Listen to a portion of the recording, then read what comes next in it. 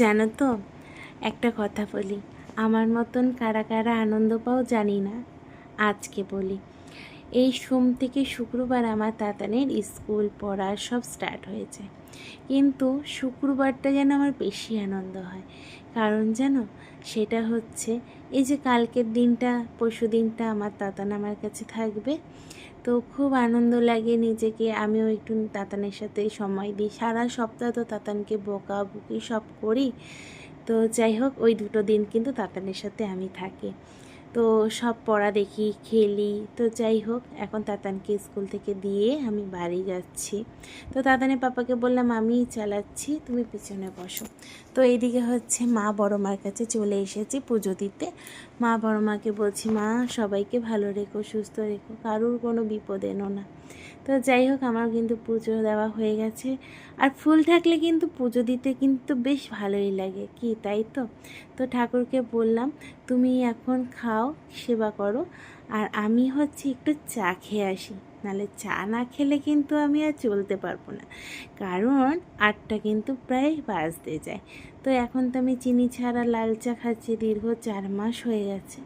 তো আমার কিন্তু আগে দুধ চা ছাড়া আমি লাল চা খেতেই পারতাম না, এখন কিন্তু আমার অভ্যাস হয়ে গেছে। বলে না যে পরিস্থিতি আসলে সব কিছু মানিয়ে নিতে হয়, ঠিক তাই, এখন আমি সব পারি।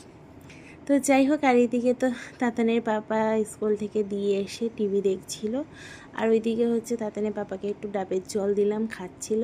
আর তাতানের বাবা বলছিল, জানো কি হয়েছে, কি আজকে থেকে পেট্রোল আর ডিজেলের দাম বেড়ে গেল, 3 টাকা হয়ে গেল। তাই কি করবে? আলাম কি করবে এখন?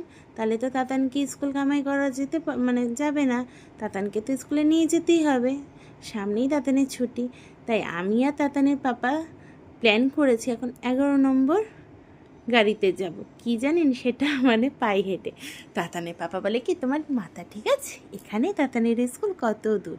তো যাই হোক, মজা করলাম। আর এদিকে ভাত বসিয়ে দিলাম, যেহেতু মাম্মাম এখন বাইরে কাজ করছে। মাম্মামও একা হয়ে গেছে, আগে দিদিভাই থাকলে না মাম্মামের অনেক কাজ করে দিত। তো যতটা পারি আমি রাতের বেলা বাসন টাসন সব মেজে রেখে দিই, শুধু মাম্মাম হাঁড়িটা আমাকে মাজতে দেয় না। আগে শাড়ি কেচে দিতাম, মাম্মামি জামা কাপড়, কিন্তু এখন আমি সময় পাই না, তাই মাম্মামি করে নেয়। আর সপ্তাহে একদিন করে যেটা নোংরা হয় বেড কাভার, সেগুলো তো আমি ওয়াশিং মেশিনেই কাচি। তো মাম্মামকে জিজ্ঞাসা করলে, মাম্মাম আজকে কী রান্না হবে? মাম্মাম বললো, তুই আজকে চিংড়ি মাছ, পমফ্রেট মাছ আর কাতলা মাছটা, মানে রুই মাছ সরি, নামিয়ে দে।